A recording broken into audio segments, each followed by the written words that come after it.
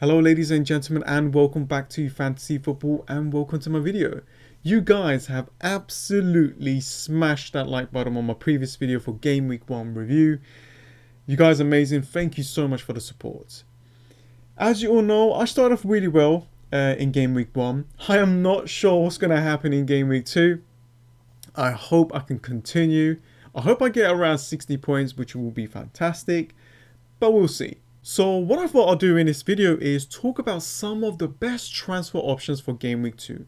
And of course, when we are making a transfer, we're also looking at the long term. So I'm also going to be adding a few players in there as well that is good for the long term. So it might not be good for Game Week 2, but could do fantastically well in Game Week 3 and onwards. However, I also want to mention that the best thing that you can do right now is hold your transfer as long as you can. If you can wait up to Friday, fantastic.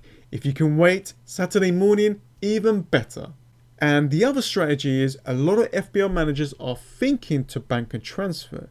This means they will have a massive advantage in Game Week 3, which they will have 2 free transfers, and some people might even take a -4 to get 3 fresh players in their teams. And of course, Liverpool is playing against Chelsea in that Super Cup, and Wolves playing in the Europa League Cup. Things gonna happen, there might be some injuries, and we have to adjust them. So think about those strategies before you make any kind of transfers. So let's get on with the video. So let's start with the goalkeepers. Now I'm not going to mention every single player in this video, I'm just going to mention a few. And I want to talk about players that could help your team. As you all know, a lot of FPL managers own Alisson.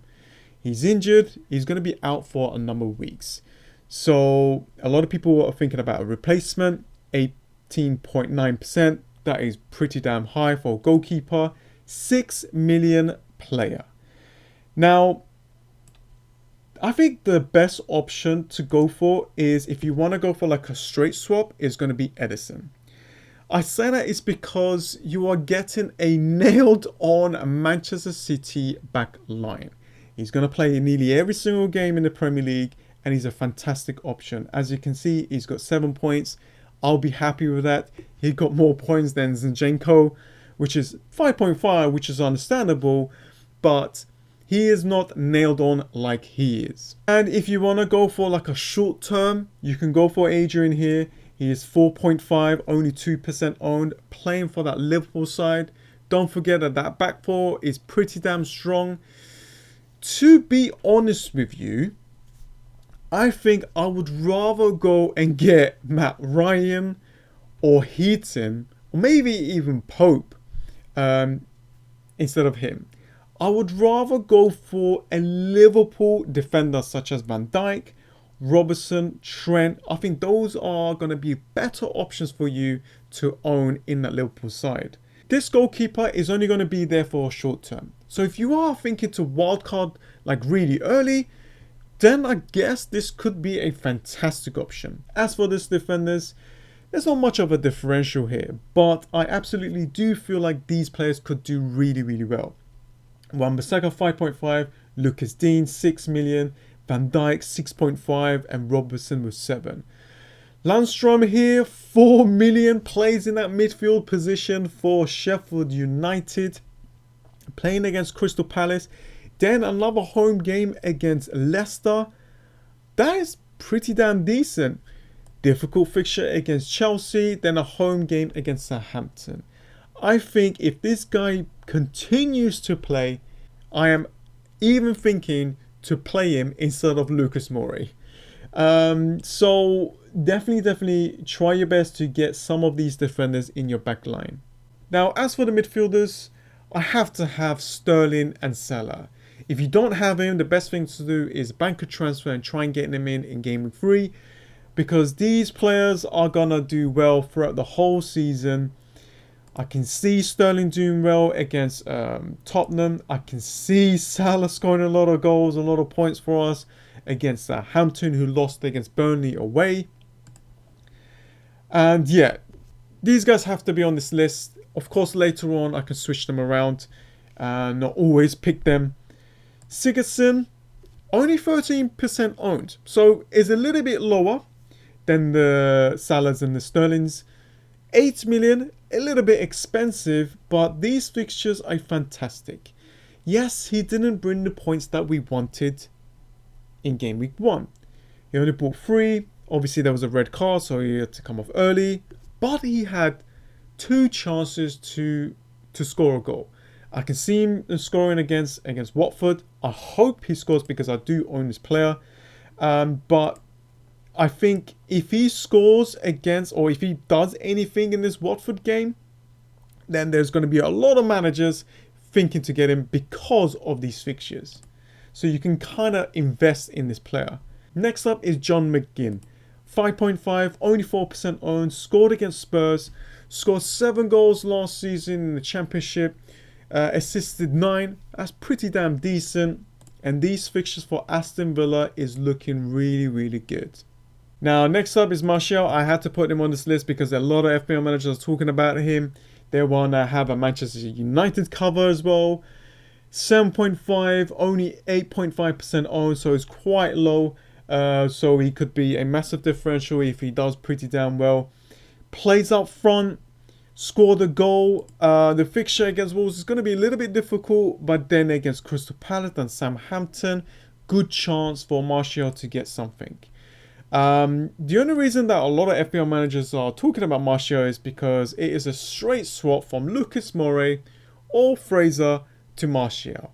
Now the problem is, if a lot of FPL managers goes and buys and makes that early transfer for Martial, then his price is going to go up to 7.6 instead of 7.5. So that is the problem. So keep an eye on that. And last but not least, the strikers. First up, I'm going to be talking about Pukki. 6.5, 4.7% owned, scored a goal against that Liverpool side. He scored 29 goals in that Championship League. And I can see him doing pretty damn well. He looks like a proper striker. And this team is very, very attacking. I can see a lot of goals. And against this Newcastle team at home, great option.